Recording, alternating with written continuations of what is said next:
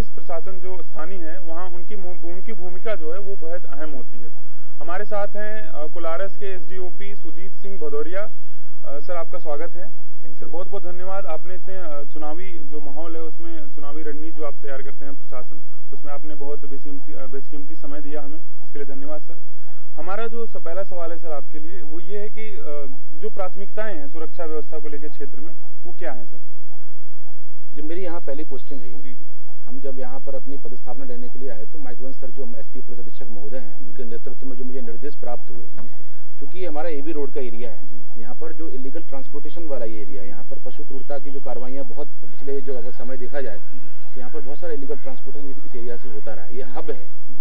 पहली मेरी प्राथमिकता यह है कि यहाँ पर इस रोड का कोई प्रयोग इलीगल ट्रांसपोर्टेशन न कर पाए, क्योंकि हम लोग सभी पुलिस सीआरपीसी से बंधे हुए हैं, कानून व्यवस्था लोगों की सुरक्षा ये हमारी प्राथमिक जिम्मेदारी है। तो मेरा मानना है कि एक युवा अधिकारी होने के नाते युवाओं को मैं अपने साथ लेकर चलूं और समाज में सभी लोगों का जो सहयोग, जो पुलिस को एक बड़ी समस्या आती है सहयोग नहीं मिल पाता है, तो मेरा ऐसा कुछ प्रयास रहे कि मैं लोगों से जुड़ सकूं, मैं सहज हो सकूं, मेरे कार्यालय में जो उपस्थिति है वो सहज हो जाए। सर पुलिस के तमाम प्रयासों के बाद ही आपराधिक घटनाएं घटते रहती हैं, तो उस पर सर आपकी जो मॉनिटरिंग जो सिस्टम है उस पर सर आपकी रणनीति क्या है, प्रशासन की रणनीति क्या क्षेत्र में सुरक्षा को लेकर? समाज में शिक्षा का स्तर बढ़ने से कहीं ना कहीं मेरा ऐसा मानना है कि अपराधियों की मोडस ऑपरेंडी चेंज हुई है। आज एक शिक्षित युवा भी कहीं ना कहीं किसी गलत तरीके से जब अपराध में प्रवेश कर जाता है, तो मेरा ऐसा मानना है कि हमें पुलिस को भी वेल इक्विप्ड होना पड़ेगा, पुलिस को भी संसाधनों का जो लेवल है उसको हाइपर टेक्नोलॉजी के बेस्ड होना पड़ेगा। अभी हमारी जो पुलिसिंग है हमें जो देखने को मिलती है कहीं ना कहीं हम टेक्नोलॉजी में पिछड़े हुए हैं। आज हम CCTVs लेकर आए, आज हम FRV लेकर आए, आज हमारी मॉनिटरिंग लेवल अपने रिसोर्सेज के ऊपर निर्भरता हमने बढ़ाई है अपनी। तो मुझे लगता है कि यदि हम टेक्नोलॉजी पर बेस्ड हो जाएंगे तो कहीं ना कहीं हम अच्छी तरह से ये काम कर पाएंगे। मेरा ऐसा मानना है कि हमारा जो लोअर जो मैनेजमेंट है या हमारा जो लोअर स्टाफ है उसको हमें और अधिक अपने साथ जोड़ने की ज़रूरत है। जो एक सबॉर्डिनेट और अपर लेवल पे अधिकारियों की जो डिस्टेंस होती है अगर हम उसको कम कर पाए तो मुझे ऐसा लगता है कि हम और ज़्यादा सहज हो जाएंगे, क्योंकि हमें इन्फॉर्मेशंस मिलने पड़ेगी। हमें अपने सबॉर्डिनेट को अपने साथ एक टीम के नेतृत्व के रूप में लेकर चलना पड़ेगा। हमारा सबॉर्डिनेट हमसे कुछ दूरियां रखता है, हमारे यहाँ कुछ प्रोटोकॉल है, अनुशासन का हम बहुत सटीकता से पालन करते हैं, तो उस अनुशासन की आड़ में बहुत से हमें खबरें ही नहीं मिल पाती हैं। मेरा ऐसा मानना है कि कहीं ना कहीं हम एक डिस्टेंस, एक वैक्यूम क्रिएट कर देते हैं एक सबॉर्डिनेट के बीच में और एक अधिकारी के बीच में। अगर हम सहज हो जाएं, हमारा जो कांस्टेबल है जो हमारी टीम का एक अहम हिस्सा होता है, जो बीट का जिम्मेदारी जिसके पास होती है, यदि वो मुझसे जुड़ जाए, जुड़ जाए तो हमारे पास खबरें अच्छी तरह से आ सकेंगी और हम उन पर अच्छा से रिएक्ट कर सकेंगे।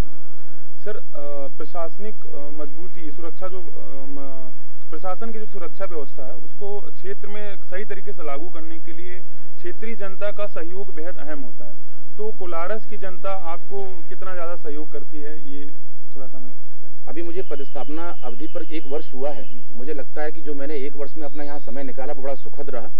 यहाँ मेरे अच्छे अनुभव जुड़े हुए हैं इस एरिया से। मुझे लगता है कि कंपैरेटिवली टू ऑल अदर सब डिविजन्स, जो मेरा सब डिवीजन है वो थोड़ा सा उसका आपराधिक जो पृष्ठभूमि है वो अलग है।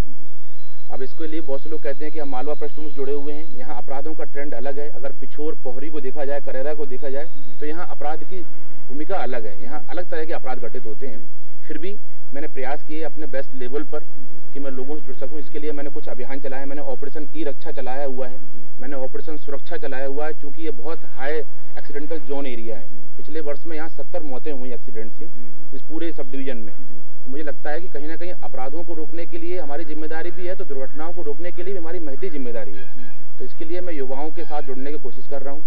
मैं जगह जगह कॉलेज स्कूल लेवल पर जाकर बच्चों से और अपनी सुरक्षा व्यवस्था रोकने के लिए क्या क्या प्रयास कर सकते हैं, हेलमेट पहनने के लिए हम क्या कर सकते हैं, इसके लिए मेरा मैसेज भी है कि कहीं ना कहीं यदि हम इसके प्रति संवेदनशील हो गए तो हम और अच्छा निर्णय कर पाएंगे। सर ग्रामीण क्षेत्र में जो लोग हैं, जो जनता निवास कर रही है, उनकी सुरक्षा के लिए समितियों का भी गठन हुआ है सर प्रशासन द्वारा? ग्राम रक्षा समितियां हर स्तर पर काम कर रही हैं, पर इसमें मुझे ऐसा लगता है कहीं ना कहीं हम बहुत पिछड़े हुए हैं। ग्राम रक्षा समितियों के जो लोग हैं उनकी समय समय पर मॉनिटरिंग होती है, सम्मेलन होते हैं। माइकवन सर ने वहाँ भी सम्मेलन रखा था, अभी सुपरी लेवल पर वहाँ सभी बुलाया गया था, क्योंकि इनकी बड़ी भूमिका होती है। ग्राम से जुड़ने के लिए हमें उन लोगों को अपने पास तक लाना पड़ा। जैसे मैंने पहले कहा है कि हम कहीं ना कहीं अपनी बहुत डिस्टेंस मेंटेन कर लिए। हम थाना प्रभारियों को इस स्तर पर मेंटेन जगह जगह करते रहते हैं, उनको बोलते रहते हैं, मोटिवेट करते रहते हैं कि जो ग्राम रक्षा दल है उनको आप अपने थाने स्तर पर बुलाइए उनकी समीक्षा करिए, उनको जिम्मेदारियां दीजिए। बहुत सारे घुमंतु जो दल हैं वो गाँव में आते हैं। यदि हमारा एक चौकीदार या कोटवार अपनी भूमिका सशक्त बना ले और अपना आसूचना तंत्र को डेवलप करने के लिए थाना प्रभारी से अपनी डिस्टेंस को कम कर ले, तो मुझे लगता है कि ये काम बड़े अच्छे ढंग से हो सकता है। ज़्यादातर युवा जो हमारे भारत की सबसे बड़ी आबादी है और लोग आर्मी से ज्वाइन करना चाहते हैं, पुलिस में भी ज़्यादातर लोग रुझान है सबका, तो जो नए भर्ती रिक्रूटमेंट जो भर्ती हो रहे हैं उनके लिए आपके क्या संदेश होंगे सर? पुलिस की पूरा परिदृश्य बदल गया है। मेरा ऐसा मानना है कि पहले जो पुलिसिंग थी और आज की जो पुलिसिंग में उसमें बड़ा बेसिक डिफरेंस आ गया है। अब हम सामुदायिक पुलिसिंग की ओर बढ़ रहे हैं। अब हमारी जो पुलिसिंग का जो स्ट्रक्चर है वो लोगों को साथ लेकर आगे बढ़ने वाला हो गया है। जो ब्रिटिशकालीन पुलिस का जो रवैया था अब वो चेंज हुआ है।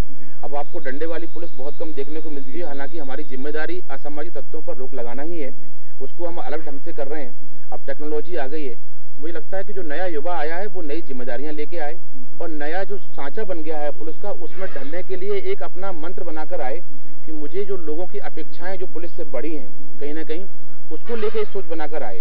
क्योंकि हम एक पुलिस जब वर्दी पहन लेते हैं तो वर्दी के साथ में बहुत सारी जिम्मेदारियां भी ओढ़ लेते हैं। तो वर्दी के साथ में ऐसा कोई रौब ना आ जाए, ऐसा कुछ मन में ना आ जाए कि वर्दी में बहुत सारा पावर है। वर्दी बनी हुई लोगों की सेवा के लिए बनी हुई है। अगर वर्दी के साथ साथ में हम अपनी सेवा की जिम्मेदारी जोड़ लें और कहीं ना कहीं हम लोगों से जुड़ने का संकल्प ले लें, युवाओं को लेने का संकल्प ले लें, तो बड़ा अच्छा रिजल्ट हो सकता है। एक अच्छी सी पुलिसिंग देखने को मिल सकती है, एक स्वस्थ समाज का निर्माण हो सकता है। सर, अभी जो चुनावी माहौल है, कोलारस में विधानसभा का उपचुनाव हो रहा है, तो उसके लेके अभी जो स्थानीय प्रशासन का जो रणनीति है सुरक्षा को लेके, क्योंकि हमने कल देखा था तो उसमें ज्यादातर जनता आई है। अभी 5 तारीख को फिर से पर्चा दाखिला होगा, इलेक्शन आने वाले हैं, उसके लिए ये रणनीति क्या होगी प्रशासन का सुरक्षा को लेकर? आचार संहिता लगी हुई है। आचार संहिता का जो मैसेज है वो सारे राजनीतिक दलों को क्लियर है। आचार संहिता के अपने नॉर्म्स होते हैं, उस नॉर्म्स में हम हर स्तर पर वीडियो रिकॉर्डिंग कराते हैं। प्रशासन भी वीडियो रिकॉर्डिंग करा रहा है। अगर कोई भी आचार संहिता का किसी भी स्तर पर उल्लंघन करता है तो वो रिकॉर्डिंग चुनाव आयोग को प्रस्तुत की जाएगी। हम सुरक्षा के लिए जिम्मेदार हैं और आचार संहिता का पालन कराने के लिए भी एक एजेंसी के रूप में हम भी संकल्पित हैं। कहीं ना कहीं हमें अपनी सुरक्षा व्यवस्था भी देखनी है। अभी नॉमिनेशंस की प्रक्रिया स्टार्ट हो गई है, तो नॉमिनेशंस की प्रक्रिया में जो भीड़ होती है उनको सही तरह से उनका जो पार्किंग वगैरह हो जाए, अच्छी तरह से उनका आवागमन बना रहे, इसके लिए हम प्रयास कर रहे हैं और अपना मैसेज हमने अलग अलग चैनल से क्लियर भी कर दिया है। बहुत बहुत धन्यवाद सर हमें अपना समय देने के लिए। Thank you.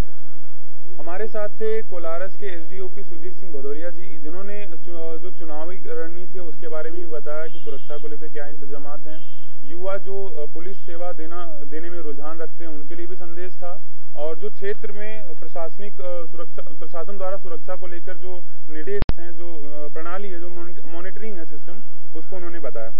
आप देखते रहिए न्यूज़ व्यूज 360.com, खबरें अलग अंदाज में।